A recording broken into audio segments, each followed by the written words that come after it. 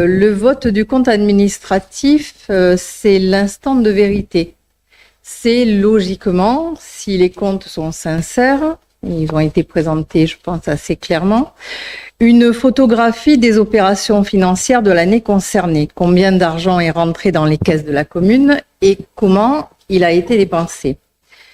Ce ne sont plus des promesses en l'air ou des intentions, c'est le réel. Les différences sont parfois flagrantes avec les beaux discours et les budgets prévisionnels. Un exemple, l'argent consacré à la réhabilitation des équipements sportifs, le parc des sports et le complexe La Chenal. Lorsqu'au moment du BP, du budget prévisionnel, je rappelais les 2 537 000 qui avaient été reçus de l'agglomération GPS dans le cadre de la CLECT pour la remise en état de ces équipements, je vous disais que seulement 200 000 € avaient été consacrés à ces réhabilitations en 2023 et que 800 000 € avaient été prévus en 2024. Dans les faits, ce sont seulement 175 000 €, 175 124,02 € exactement, qui ont été consacrés à ces remises en état en 2024. Ce qui fait que sur les 2,537 millions d'euros versés par l'agglomération GPS pour nos équipements sportifs, pour qu'ils soient remis à niveau, seulement à ce jour, 375 000 €, enfin à ce jour, jusqu'à fin 2024, ont été consacrés à leur objet depuis la reprise de la gestion de ces équipements par la commune et surtout que les 2,2 millions d'euros restants sont engloutis dans le budget général de la commune. Ne pas entretenir régulièrement, c'est attendre le délabrement des structures et à terme avoir des équipements inexploitables.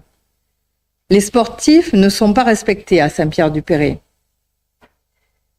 Autre exemple de différence entre la réalité que l'on peut voir là dans ce budget et ce qui avait été dit, les subventions aux MAM, j'en parlais aussi la dernière fois, les maisons d'assistantes maternelles, la cabane des curieux et l'îlot papillon, leurs subventions votées respectivement à 9 600 € et 4 800 € pour 2024 ne figurent pas dans le compte administratif 2024.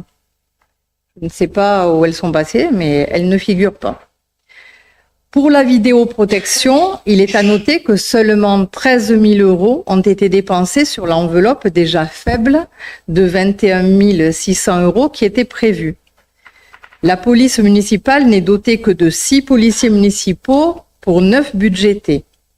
Notre protection n'avance pas. On est loin des promesses de début de mandat d'une police municipale de 10 policiers municipaux.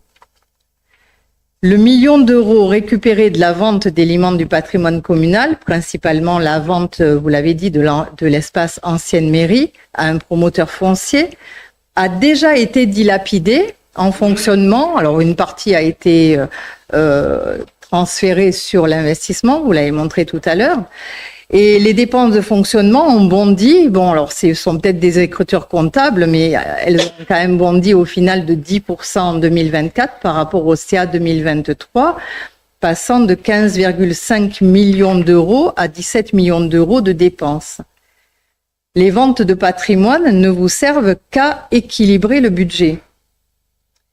La conjoncture n'est déjà pas favorable, vous l'avez dit, et bon, c'est une certitude. De ces périodes où il faudrait être particulièrement vigilant sur les dépenses, surtout les dépenses récurrentes de fonctionnement.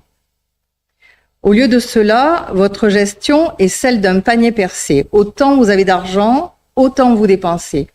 Et le pire, c'est que cette dépense est faite en fonctionnement, c'est-à-dire en confort passager, même pas dans des investissements qui pourraient profiter aux Saint-Péréens et faire avancer leur ville en nouveaux équipements, durable dans tous les sens du terme.